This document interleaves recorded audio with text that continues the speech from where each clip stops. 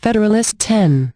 The same subjects continued, the Union as a safeguard against domestic faction and insurrection. From the New York Packet. Friday, November 23, 1787. Author, James Madison. To the people of the state of New York. Among the numerous advantages promised by a well-constructed union, none deserves to be more accurately developed than its tendency to break and control the violence of faction. The friend of popular governments never finds himself so much alarmed for their character and fate, as when he contemplates their propensity to this dangerous vice. He will not fail, therefore, to set a due value on any plan which, without violating the principles to which he is attached, provides a proper cure for it. The instability, injustice, and confusion introduced into the public councils, have, in truth, been the mortal diseases under which popular governments have everywhere perished, as they continue to be the favorite and fruitful topics from which the adversaries to liberty derive their most specious declamations. The valuable improvements made by the American constitutions on the popular models, both ancient and modern, cannot certainly be too much admired, but it would be an unwarrantable partiality, to contend that they have as effectually obviated the danger on this side, as was wished and expected. Complaints are everywhere heard from our most considerate and virtuous citizens, equally the friends of public and private faith, and of public and personal liberty, that our governments are too unstable, that the public good is disregarded in the conflicts of rival parties, and that measures are too often decided, not according to the rules of justice and the rights of the minor party, but by the superior force of an interested and overbearing majority.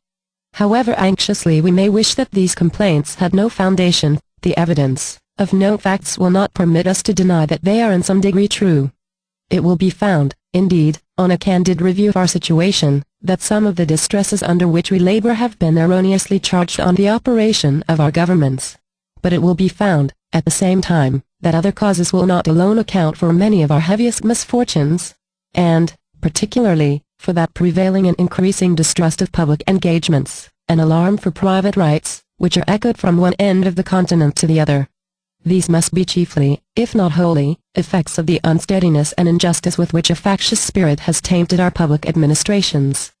By a faction, I understand a number of citizens, whether amounting to a majority or a minority of the whole, who are united and actuated by some common impulse of passion, or of interest, adverse to the rights of other citizens, or to the permanent and aggregate interests of the community. There are two methods of curing the mischiefs of faction, the one, by removing its causes, the other, by controlling its effects. There are again two methods of removing the causes of faction, the one, by destroying the liberty which is essential to its existence, the other, by giving to every citizen the same opinions, the same passions, and the same interests. It could never be more truly said than of the first remedy, that it was worse than the disease. Liberty is to faction what air is to fire, an element without which it instantly expires. But it could not be less folly to abolish liberty, which is essential to political life, because it nourishes faction, than it would be to wish the annihilation of air, which is essential to animal life, because it imparts to fire its destructive agency. The second expedient is as impracticable as the first would be unwise. As long as the reason of man continues fallible, and he is at liberty to exercise it, different opinions will be formed. As long as the connection subsists between his reason and his self-love, his opinions and his passions will have a reciprocal influence on each other, and the former will be objects to which the latter will attach themselves. The diversity in the faculties of men, from which the rights of property originate, is not less an insuperable obstacle to a uniformity of interests. The protection of these faculties is the first object of government.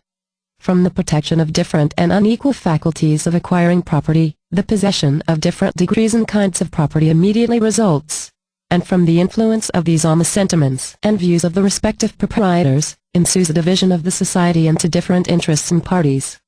The latent causes of faction are thus sown in the nature of man, and we see them everywhere brought into different degrees of activity, according to the different circumstances of civil society. A zeal for different opinions concerning religion, concerning government, and many other points, as well of speculation as of practice.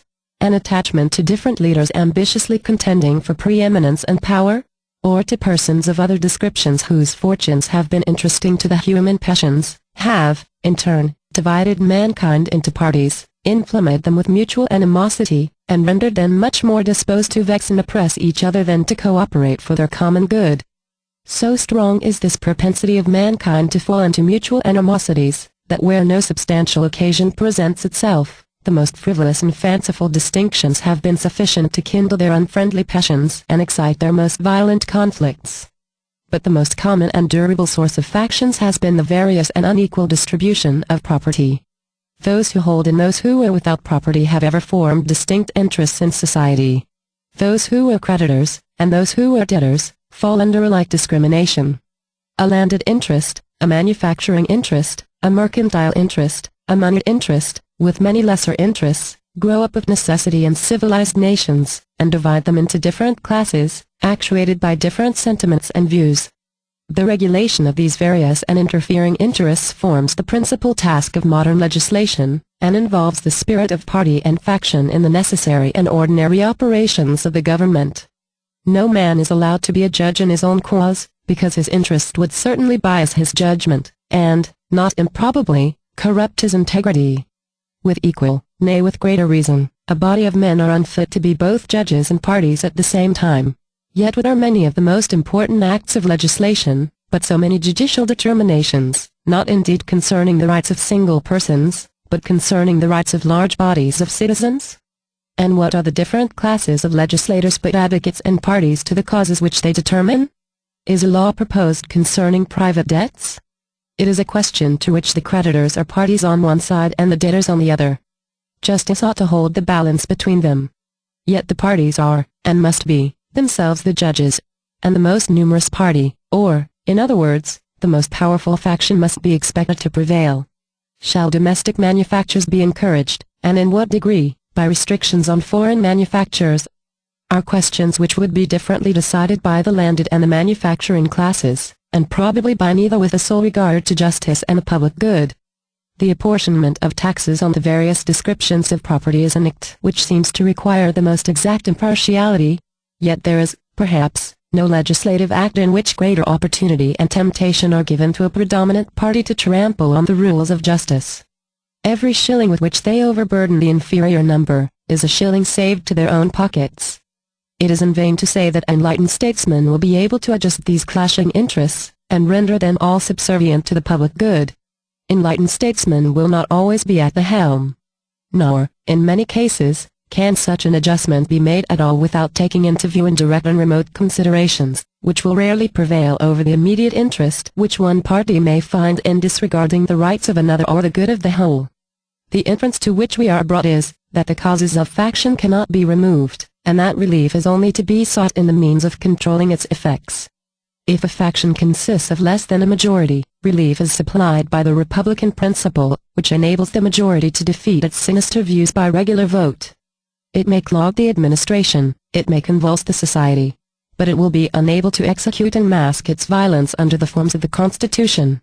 When a majority is included in a faction, the form of popular government, on the other hand, enables it to sacrifice to its ruling passion or interest both the public good and the rights of other citizens. To secure the public good and private rights against the danger of such a faction, and at the same time to preserve the spirit in the form of popular government, is then the great object to which our inquiries are directed. Let me add that it is the great desideratum by which this form of government can be rescued from the opprobrium under which it has so long labored, and be recommended to the esteem and adoption of mankind. By what means is this object attainable? Evidently by one of two only. Either the existence of the same passion or interest in a majority at the same time must be prevented, or the majority, having such coexistent passion or interest, must be rendered, by their number and local situation, unable to concert and carry into effect schemes of oppression. If the impulse and the opportunity be suffered to coincide, we well know that neither moral nor religious motives can be relied on as an adequate control. They are not found to be such on the injustice and violence of individuals, and lose their efficacy in proportion to the number combined together, that is, in proportion as their efficacy becomes needful.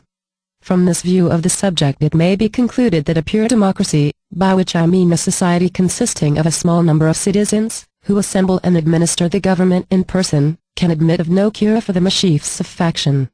A common passion or interest will, in almost every case, be felt by a majority of the whole. A communication and concert result from the form of government itself, and there is nothing to check the inducements to sacrifice the weaker party or an obnoxious individual. Hence it is that such democracies have ever been spectacles of turbulence and contention, have ever been found incompatible with personal security or the rights of property, and have in general been as short in their lives as they have been violent in their deaths. Theoretic politicians, who have patronized this species of government, have erroneously supposed that by reducing mankind to a perfect equality in their political rights, they would, at the same time, be perfectly equalized and assimilated in their possessions, their opinions, and their passions. A republic, by which I mean the government in which the scheme of representation takes place, opens a different prospect, and promises the cure for which we are seeking. Let us examine the points in which it varies from pure democracy, and we shall comprehend both the nature of the cure and the efficacy which it must derive from the union. The two great points of difference between a democracy and a republic are, first, the delegation of the government, in the latter, to a small number of citizens elected by the rest. Secondly, the greater number of citizens, and greater sphere of country, over which the latter may be extended. The effect of the first difference is, on the one hand, to refine and enlarge the public views, by passing them through the medium of a chosen body of citizens, whose wisdom may best discern the true interests of their country, and whose patriotism and love of justice will be least likely to sacrifice it to temporary or partial considerations. Under such a regulation, it may well happen that the public voice, pronounced by the representatives of the people, will be more consonant to the public good than if pronounced by the people themselves, convened for the purpose. On the other hand, the effect may be inverted. Men of factious tempers, of local prejudices, or of sinister designs, may, by intrigue, by corruption, or by other means, first obtain the suffrages, and then betray the interests, of the people. The question resulting is, whether small or extensive republics are more favorable to the election of proper guardians of the public weal, and it is clearly decided in favor of the latter by two obvious considerations. In the first place, it is to be remarked that, however small the republic may be, the representatives must be raised to a certain number, in order to guard against the cabals of a few, and that, however large it may be, they must be limited to a certain number, in order to guard against the confusion of a multitude. Hence, the number of representatives in the two cases not being in proportion to that of the two constituents, and being proportionally greater in the small republic, it follows that, if the proportion of fit characters be not less in the large than in the small republic, the former will present a greater option, and consequently a greater probability of a fit choice. In the next place, as each representative will be chosen by a greater number of citizens in the large than in the small republic, it will be more difficult for unworthy candidates to practice with success the vicious arts by which elections are too often carried, and the suffrages of the people being more free, will be more likely to center in men who possess the most attractive merit and the most diffusive and established characters. It must be confessed that in this, as in most other cases, there is a mean, on both sides of which inconveniences will be found to lie. By enlarging too much the number of electors, you render the representatives too little acquainted with all their local circumstances and lesser interests, as by reducing it too much, you render him unduly attached to these, and too little fit to comprehend and pursue great and national objects. The federal constitution forms a happy combination in this respect, the great and aggregate interests being referred to the national, the local and particular to the state legislatures. The other point of difference is, the greater number of citizens and extensive territory which may be brought within the compass of republican than of democratic government. And it is this circumstance principally which renders factious combinations less to be dreaded in the former than in the latter. The smaller the society, the fewer probably will be the distinct parties and interests composing it. The fewer the distinct parties and interests, the more frequently will a majority be found of the same party. And the smaller the number of individuals composing a majority, and the smaller the compass within which they are placed, the more easily will they concert and execute their plans of oppression. Extend the sphere, and you take in a greater variety of parties and interests.